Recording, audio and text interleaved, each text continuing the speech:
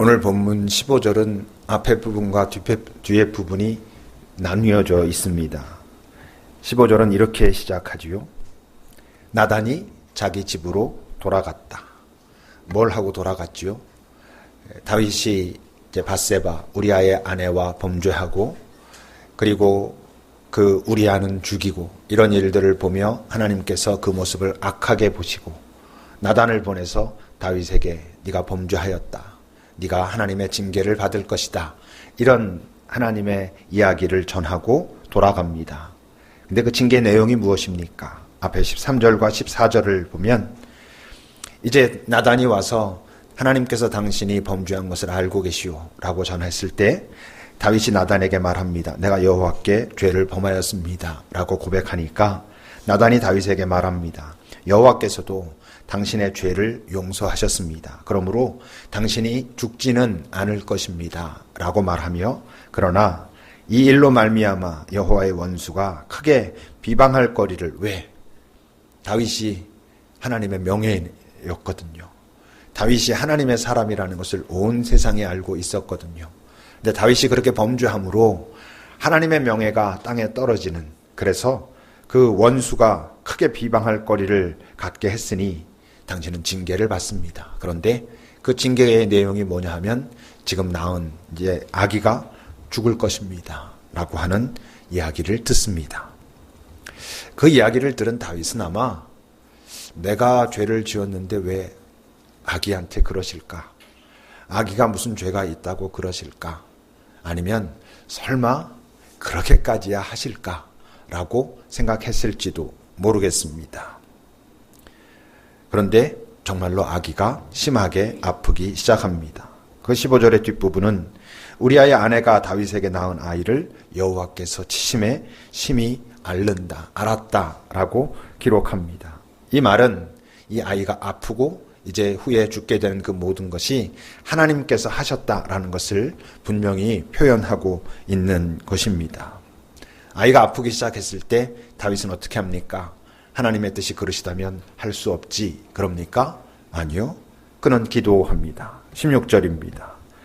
그 아이가 아픈 것을 보고 다윗이 그 아이를 위하여 기도하는데 그냥 대충 기도하는 게 아니라 하나님께 간구하되 금식하며 기도합니다. 그 하나님 앞에 들어가서 밤새도록 땅에 엎드려 기도하는데 뒤에 보면 다윗이 이렇게 기도하기 시작한 지 7일 만에 아이가 죽었다고 하니까 일주일 동안 다윗은 이런 모습으로 기도했다고 하는 것입니다.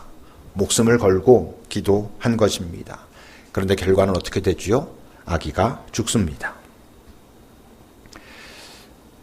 우리의 삶에도 그런 일들이 많이 있죠. 정말 간절한 마음으로 그야말로 목숨 걸고 목숨까지는 아니어도 거의 많은 것들을 걸고 기도했을 때 그것이 이루어지지 않는 그런 경우들이 많이 있지요. 근데 이제 그랬을 때 오늘 이 본문에서 아이가 죽은 것보다도 더 이해하기가 힘든 건 어쩌면 그 아이가 죽었다는 소식을 알게 된 다윗의 행동입니다. 20절을 보십시오. 그 소식을 듣고는 다윗이 자리에서 일어납니다. 가서 몸을 씻습니다. 기름을 바릅니다. 의복을 다 깨끗한 옷으로 갈아입고는 어디를 향하냐 하면 여호와의 전으로 들어가서 하나님 앞에 예배합니다. 그리고는 이젠 또 왕궁으로 돌아와서 신하들에게 명령합니다. 음식을 차려라. 내가 음식을 먹어야 되겠다라는 것이죠. 그리고 그 음식을 먹습니다.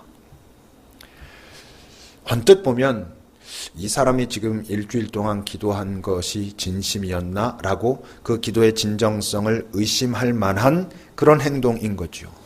어쩌면 이 사람이 자기가 범죄해가지고 이런 일이 벌어지니까 나중에 결과가 나타났을 때 뭔가 자기에게 면죄부를 주기 위해서 이런 쇼를 한 것이 아닌가라고 의심할 만큼 정말 이상한, 일주일 내내 그러고 있다가 아예 이젠 아이가 죽었다고 그러니까 전혀 달라지는, 그래서 오히려 신하들이 당황합니다. 21절입니다.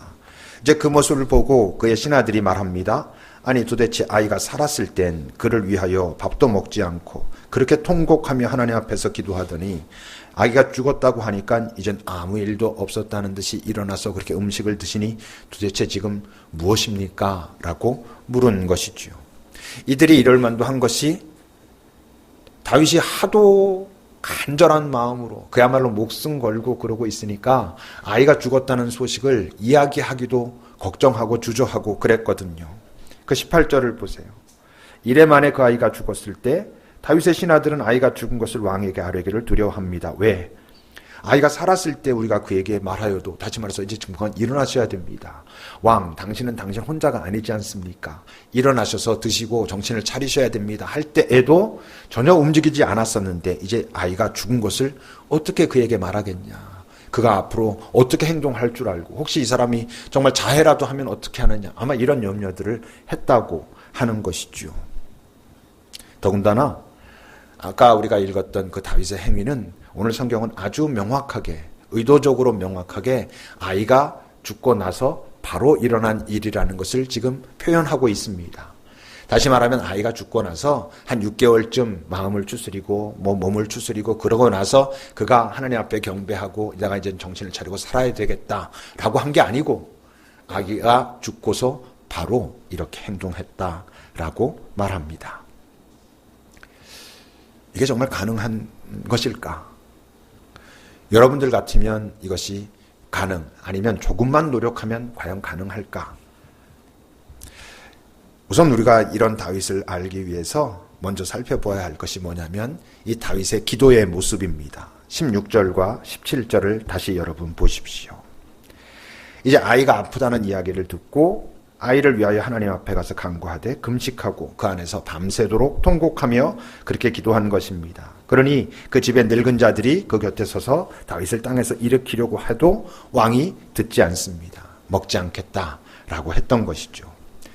이 장면을 가만히 다윗의 기도를 보면 지금 다윗이 하나님 앞에 가서 당신이 살려주셔야 합니다. 살려주십시오라고 그에게 기도합니다. 하나님은 지금 누군데? 하나님은 지금 징계자이시거든요. 하나님이 징계하시는 거거든요. 하나님이 징계하시는데 다른 데 가서 지금 살려달라고 하는 게 아니고 그분 앞에 가서 합니다. 쉬운 일인 것 같지만 이게 지금 뭘 나타내냐면 다윗이 하나님을 진심으로 신뢰하고 있음을, 그래서 의지하고 있음을 지금 나타내고 있습니다. 그리고 그의 기도의 내용은 그 하나님의 마음에 합한 자인 다윗의 기도의 내용은 하나님의 뜻에 반하는 것입니다. 하나님은 이 아이가 죽을 것이다 라고 말씀하셨고 하나님의 뜻이 그렇다는 것을 알면서도 다윗의 기도는 무엇입니까? 아니요, 죽이지 마십시오. 이 아이를 살려주십시오. 또는 차라리 저를 죽이시고 이 아이는 살리셔야 합니다 라고 기도했다고 하는 것이죠. 이게 믿음의 기도입니다. 우리의 착각은 믿음의 기도를 내 소원이 이루어지는 것이라 생각합니다. 믿고 기도하면 이루어진다. 우리 이런 이야기 많이 하지 않습니까? 믿음의 기도는 내가 믿음으로 간절히 기도하면 내 기도를 들어주신다라는 것이 아니고 이루어 주신다라는 게 아니라 믿음의 기도는 무엇이냐면 나의 이 기도를 하나님이 들으신다라는 것을 믿는 것입니다. 듣고 계시다. 그리고 나서는 그분이 결정하실 것이다. 그리고 그분의 결정이 옳다라는 겁니다. 나의 기도의 내용과 같지 않을지라도 하나님은 나의 기도의 내용을 듣고 계시고 들으실 것이고 당신이 결정하실 텐데 그 결정하신 것이 내 뜻과 같지 않아도 그것이 옳다, 그것이 선하다라는 것을 믿는 것입니다. 다시 말하면 믿음의 기도란 내 기도가 이루어질 거라고 믿는다는 뜻이 아니라 믿음의 기도란 내가 기도하는 대상인 하나님을 믿는다는 뜻입니다.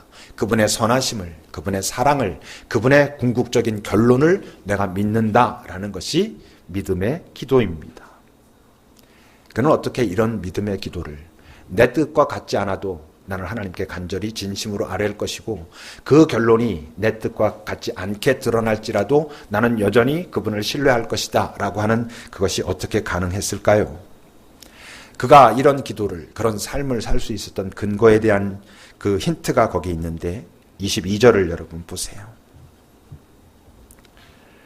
아까 신하들이 물었지 않습니까? 아니 아이가 살아있을 때는 그토록 간절히 기도하시다가 죽었다니까 아무 일도 없다는 듯이 그러십니까? 라고 물으니까 거기에 대한 대답으로 다윗이 말합니다. 아이가 살아있을 땐 그때 내가 그렇게 금식하고 운 건 혹시 여호와께서 나를 불쌍히 여기사 나의 이 마음을, 나의 간절한 소원을 보시고 나를 불쌍히 여기고 아이를 살려주실지 그러시지 않을까, 그럴 수도 있지 않을까 해서 내가 그랬지만 이라고 말을 시작해요. 그러면서 뭐라 합니까? 근데 지금은 죽었다. 근데 내가 어떻게 금식할 수 있겠느냐? 그는 나에게 돌아올 수 없다. 나는 그에게 가겠지만 그는 내게로 돌아올 수 없다. 내가 그를 다시 돌아오게 할 수가 없다라고 말하고 있습니다. 이 말 속엔, 이 말의 베이스에는 그의 아주 중요한 가치관이 있어요. 어떤 것들이 있습니까? 우선은 결국 하나님이 생명의 주관자이시다라는 거예요. 그분이 이 아이를 데려가실 수도 있고 그분이 이 아이를 살리실 수도 있다, 살게 하실 수도 있다라고 하는 인식이 있어요. 또 다윗이 지금 분명히 알고 있는 게 있어요. 뭐죠? 인생의 한계를 알고 있어요. 인생의 한계는, 그 한계라는 말은 다른 말로 바꾸면 질서예요. 이 땅의 질서, 인생의 질서를 알고 있다는 것이죠. 인생의 질서를, 인간의 한계를 알고 있다는 것은 뭐랑 같으냐면 다윗이 영원의 시각을 가지고 있다는 거예요. 우리가 다윗에게 여러 놀랄 만한 모습들이 있는데 이때의 다윗은 예수님이 이 땅에 오셔가지고 부활이라고 하는 사건을 실현해 보이심으로 우리에게 알려주신 게 궁극적으로 뭐냐 하면 영원의 세계를 우리에게 알려주신 거예요. 죽음이 끝이 아니라는 것을 당신이 인간의 육신으로 오셔서 직접 보여주심으로 이 땅에서의 우리의 호흡이 끝나는 것이 나라고 하는 존재의 끝이 아니라는 걸 보여주신 거거든요. 그 부활을 통해서 영원의 소망을 우리에게 주신 거예요. 근데 이미 수천 년 전에, 예수님이 오시기도 한참 전에 다윗은 영원에 대한 그 생각을, 영원에 대한 시각을 가지고 있었단 말이에요. 그래서 여러 모습에서 우리가 깜짝깜짝 놀랄 만한 그 어떤 다윗의 이야기들은 무엇과 관계가 있냐면 그의 그 시각들은 영원의 시각에서 이 땅을 바라보기 때문에 훨씬 명확하게 보고 있는 그런 모습을 우리가 찾을 수 있지요. 근데 사실 어떻습니까? 지금 얘기했던 그 얘기 우리도 알죠. 여기 있는 분들 중에 생명의 주관을 하나님께서 하신다, 하나님이 생명의 주관자다라는 것을 거부하시는 분이 있겠습니까? 우리 인간에겐 한계가 있다. 이 땅에서 우리의 죽음, 그 이후에 어떤 세상이 있다는 걸 우리가 믿지만 거기 있는 것이, 거기 있는 생명이 여기로 올 수는 없다. 내가 그리로 간다라는 건 우리는 알죠. 우리도 알지요. 근데 왜 우리는 가끔 다윗이 하나님 앞에 바로 섰을 때 나타나는 그 모습과 같지 못할까요? 누군가에게서 진짜 능력이 나타나는 순간은 그가 무엇을 알고 있는가가 아닙니다. 그것을 알고 있는가가 아니라 그의 선택이 그가 알고 있는 그 진리에 근거하는가라는 것이죠. 우리에게 예수 그리스도의 능력이 나타나지 않는 것은 우리가 예수 그리스도에 대해서 아는 것이 너무나 부족해서가 아니고 우리가 알고 있는 그것에 근거해서 선택하는 삶을 살지 않기 때문에 우리에게 예수 그리스도의 능력이 나타나지 않는 것입니다. 오늘 본문에는 그가 지금 알고 있는 이 땅의 삶과 영원한 삶, 그 아기가 그곳으로 갔으면 내가 그곳으로 갈 수는 있을지 모르지만 그는 이곳으로 올 수 없다라고 말하고 있는 그의 이 가치관, 그것이 삶으로 어떻게 드러나는가 하는 것을 보여줍니다. 19절입니다. 다윗이 이제 그의 신하들이 서로 수군거리는 것을 보고, 뭘 수군거립니까? 야, 이거 왕한테 어떻게 말하지? 지금 살아있을 때도 그랬는데 죽었다고 말하면 큰일 날 것 같은데 어떻게 말하지? 하는 수군거림을 들은 것입니다. 그랬을 때 그 아이가 죽었구나라는 것을 다윗이 깨닫습니다. 그리고는 묻습니다. 아이가 죽었느냐? 신하들이 대답합니다. 네, 죽었습니다. 근데 이 깨닫는다라고 하는 이 단어는 죽었다는 것을 깨달았다는 뜻이 아닙니다. 여기서 깨달음은 뭘 깨달음이냐면 죽었다는 사실을 깨달았다는 것이 아니고 하나님께서 결국 그렇게 결정하셨구나라는 것을 깨달은 것입니다. 결론적으로 볼 땐 같은 것처럼 보여요. 어쨌건 아이가 죽은 것이니까. 죽었다라고 하는 것이나 하나님께서 결국 그렇게 결정하셨다라는 것이나 같아 보이지만 아주 전혀 다릅니다. 체념과 수용은 그 결과로만 언뜻 보면 같아 보이지만 아주 많이 다른 것이죠. 내가 간절히 기도했는데 하나님께서 그 기도에 응답하지 않으셨습니다. 사실은 응답하시지 않은 것이 아니라 내 생각과는 다른 방법으로 응답하셨습니다. 그랬을 때 나는 체념할 수 있습니다. 안 들어주셨네. 내 기도를 안 들어주셨구나. 아이고, 이것이 체념입니다. 수용은 나는 이렇게 기도했는데 하나님은 이렇게 결정하셨구나. 예, 하나님 알겠습니다. 이것이 수용입니다. 체념과 수용은 무엇에서 특히 다르냐 하면 그 이후의 삶에서 아주 많이 다릅니다. 그 벌어진 상황을 내가 체념으로 끝낼 것이냐, 그 벌어진 상황을 하나님의 뜻이라는 것을 내가 깨닫고 알고 그래서 수용하는 것으로 끝날 것이냐 하는 것은 이제부터 내가 어떻게 살아갈 것인가 하는 것을 선택함에 있어서 아주 전혀 다른 것입니다. 물론 어때요? 다윗이 엄청나게 우리랑 꼭 다른 사람이어서만은 아닙니다. 다윗이 실제로 이런 선택을 할 수 있었던 아주 중요한 하나의 근거는 뭐냐면 지금 이 사건이 전적으로 하나님의 주관 아래 이루어지고 있다는 것을 알기 때문에 이게 가능한 거예요. 다시 말하면 이 아이가 죽은 사실이 굉장히 충격적이고 아프고 슬픈 일이지만 이 일을 하나님께서 하셨다라는 게 지금 너무 명확한 상황이잖아요. 그러니까 물론 그래도 그걸 받아들이기 어려워하는 사람들이 너무나 많지만 그래도 그것이 하나님의 주권 아래 있다는 걸 아니까 그래도 꽤 받아들이는 거예요. 이 세상의 많은 슬픔의 문제는 뭐예요? 이 일이 도대체 왜 일어났는지를 많은 이들이 모르는 거예요. 차라리 그 슬프고 아프고 고통스러운 일이 하나님의 주관 아래에 있다는, 하나님의 주도권 아래에 있다는 걸 차라리 알면 하나님과의 그냥 관계니까 차라리 좀 나을 것 같아요. 이 세상의 많은 슬픔들이 무엇입니까? 도대체 왜 이런 일이 벌어지는지, 하나님은 도대체 무엇을 하고 계셨는지, 하나님이 차라리 이 아이를 아니면 이 상황을 만드셨다 그러면 하나님이랑 싸울 텐데 그러지 않은 경우들이 많아서 우린 더 힘들긴 하지요, 사실. 어쨌건 다윗은 그것을 알았음에도 불구하고 결코 쉽지 않았을 그 하나님의 결정에 대한 전적인 수용을 합니다. 다윗이 하나님의 그런 결정에도 불구하고 그것을 수용하고 그리고 여전히 하나님을 신뢰합니다라는 표현도 오늘 하고 있는데 20절입니다. 다윗이 그 소식을 듣고는 다시 말하면 하나님께서 결국 아이를 데려가신다 하시더니 데리고 가시는 것으로 결론 내리셨구나 라는 것을 알고는 땅에서 일어나 몸을 씻고 기름을 바르고 의복을 갈아입고 여호와의 전에 들어가 경배했다 합니다. 우리말로 하면 하나님을 예배했다라고 하는 것이지요.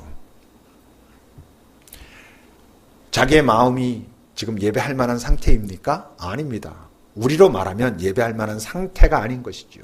다윗의 내면은 지금 기쁨과 평강으로 가득 찬 오 할렐루야. 그래서 예배하고 싶은, 예배가 되는 그런 상황이 아니죠. 다윗의 내면은 지금 상실감, 죄책감, 미안함, 섭섭함 이런 것들이 복잡하게 지금 엉켜있는 상태입니다. 그 상태에서 하나님 앞에 나아가 예배합니다. 예배는 하나님에 대한 또는 하나님께서 하신 일에 대한 내 판단 때문에 하는 것이 아닙니다. 이런 하나님이라면 나는 믿을 수 없어 라고 말하고 있다면 그가 그동안 믿어왔던 하나님은 바로 예수 그리스도의 여호와 바로 그 하나님이 아니라 자기가 가지고 있던 어떤 하나님이라고 하는 이미지를 믿어왔던 것입니다. 그래서 그 하나님은 이래야 돼, 이런 분이어야 돼 라고 생각하고 있는 그 하나님을 믿어왔고 그 하나님이 자기가 지금까지 믿어왔던 하나님과 달라 보이니까 그는 믿을 수가 없게 되는 것이죠.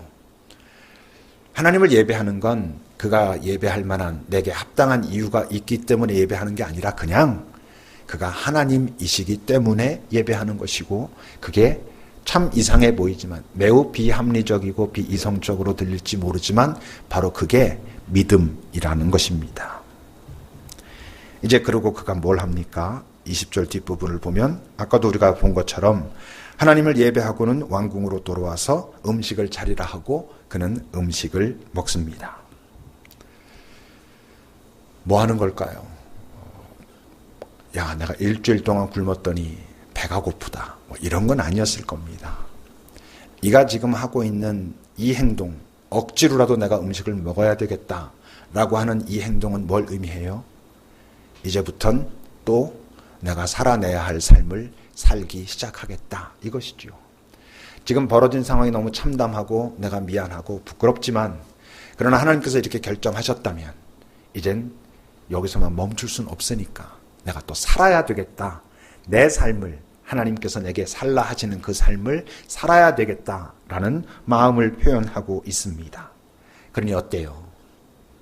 다윗에게 있어서의 예배는 하나님을 인정하고 하나님을 확인하는 자리이고, 하나님을 인정하고 하나님을 확인하면서 자기를 다시 확인하는 자리이고, 그리고 이제부터 내 남은 삶을 새롭게 시작하는 자리인 것이죠. 여러분들이 지금 여기에 어떤 마음으로 와서 예배를 하고 있든 이곳에서 여러분들이 경험해야 할 것은 하나님 그분은 도대체 누구이신가를 다시 확인하고, 그 하나님 앞에 서 있는 나는 누구인가를 다시 분명히 하고, 그리고 남아있는 내 삶의 첫 시간인 이 순간 하나님께서 기대하시는 바로 그 삶을 시작하겠다라고 결단하고 시작하는 시간입니다. 바로 직전까지 어떠한 삶을 살아왔건 이 예배는 우리에게 그런 모습으로 다가오는 것이지요. 이제 그가 한 첫 번째 일이 무엇입니까? 24절입니다. 다윗이 그의 아내 밧세바를 위로하고 그에게 들어가서 동침하고 아기를 갖고 아기를 낳습니다. 이게 며칠 사이에 일어난 일은 아니죠. 아니면 다윗이 밧세바에게 들어가서 위로 미안해 이러곤 바로 동침하고 이런 사건도 아닙니다.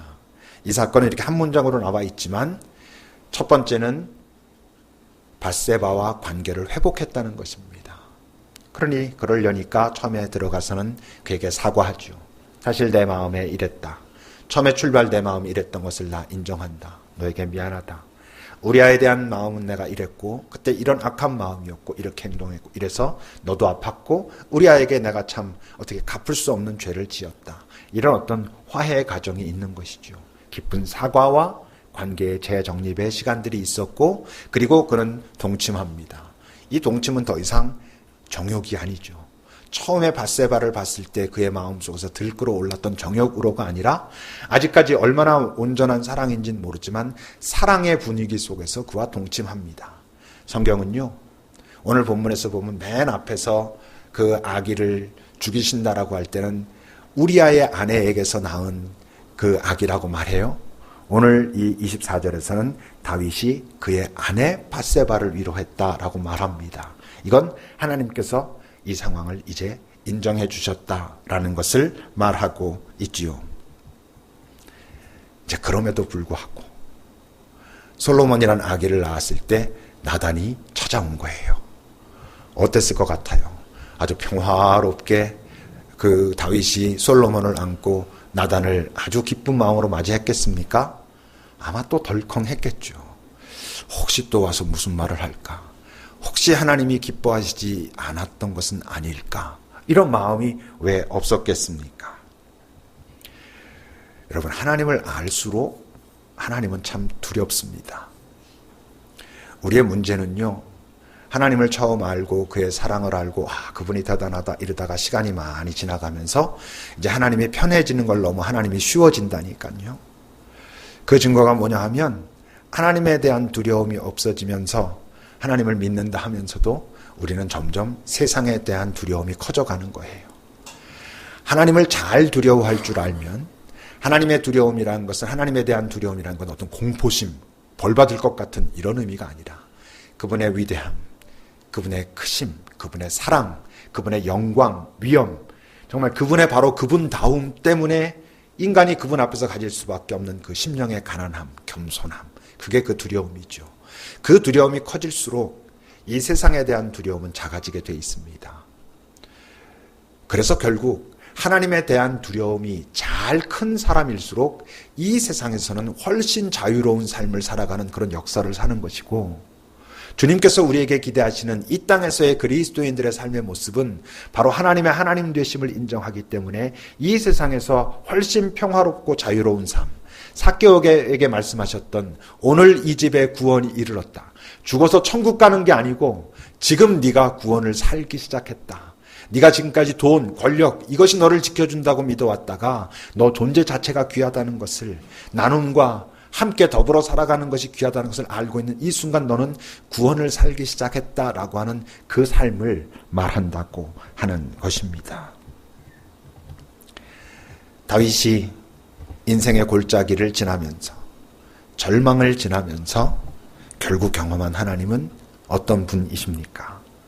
25절은 이렇게 기록합니다. 하나님께서 선지자 나단을 보내서 그의 이름을 여디디아라고 지어라 라고 하셨는데 그 뜻이 뭐냐 하면 여호와께서 그를 사랑하신다 이런 뜻입니다. 죄로 시작되었고 그로 인해서 많은 아픔이 있었고 죄가 또 반복되었고 그 골짜기를 지났는데 이 사건의 결론에 가서 다윗이 경험하고 있는 하나님은 여전히 사랑이라고 하는 것이지요. 다윗의 인생 초기에 다윗은 하나님과 이 땅에서의 자유를 무엇을 통해서 배웠습니까? 순종하는 것을 통해서, 도전하는 것을 통해서 배웠습니다. 근데 이 인생의 후반부에 오면서 그는 어떤 상황 속에서 자유를 배우고 하나님의 사랑을 배웁니까?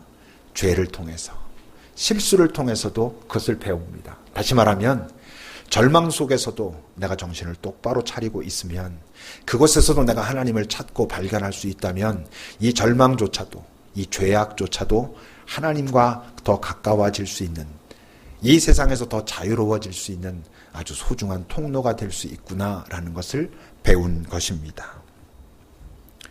우리 인생이요, 선하게 잘 살려고 노력해도 힘들고 고단합니다. 여러분, 선하게 열심히 잘 살려고 하면 하나도 안 힘들고 이러겠어요? 힘들고 지칩니다. 그래도. 그러면 죄와 내 원하는 정욕과 이런 것들로 살면 편안하겠어요? 그래도 힘들고 고단한 것입니다. 그러면 다 그만두고 널브러져 있으면 여러분, 게으름처럼 또 힘들고 고단한 게 없습니다. 열심히 일한 자가 잠시 쉴 때 그것이 좋은 것이지, 이제 이것도 저것도 의욕도 없고 할 수 있는 것도 없는 것 같아서 이렇게 널브러져 있는 것처럼 여러분 고통스러운 일이 어디 있습니까? 그러니까 잘 보면 정말 그 불교에서도 말하듯이 인생은 고해입니다. 그가 나쁜 놈이어서만 고해가 아니고 그만 열심히 살려고 해서 고해가 아니라 모든 사람은 그 사람이 지금 현재 어떤 상태로 어떤 자리에 어떤 모습으로 있든지 삶은 피곤하고 고단합니다.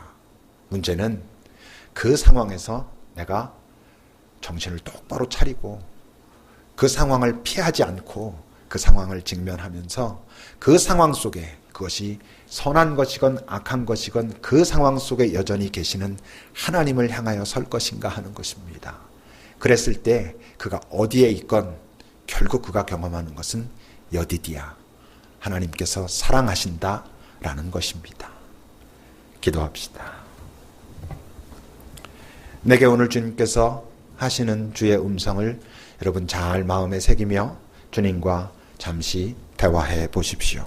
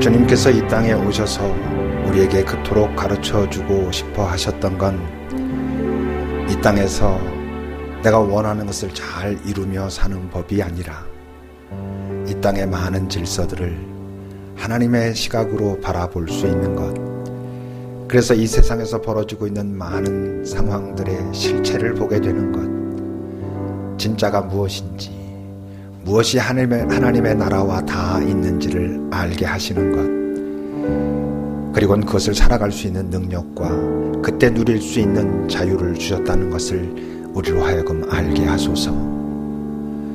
예수를 영원하신 나의 주라 고백하면서도 여전히 내 삶과 내 생각은 이 세상에 매몰되어 있으므로 영원으로 보는 아무것도 하지 못한 채 그저 헉헉거리다 이 세상을 마치지 않도록 주님, 우리가 주께서 허락하신 바로 그것들을 이 땅에서도 잘 사용하며, 그래서 주께서 누리셨던 바로 그것을 우리도 누리며 살게 하소서. 예수님의 이름으로 기도합니다. 아멘.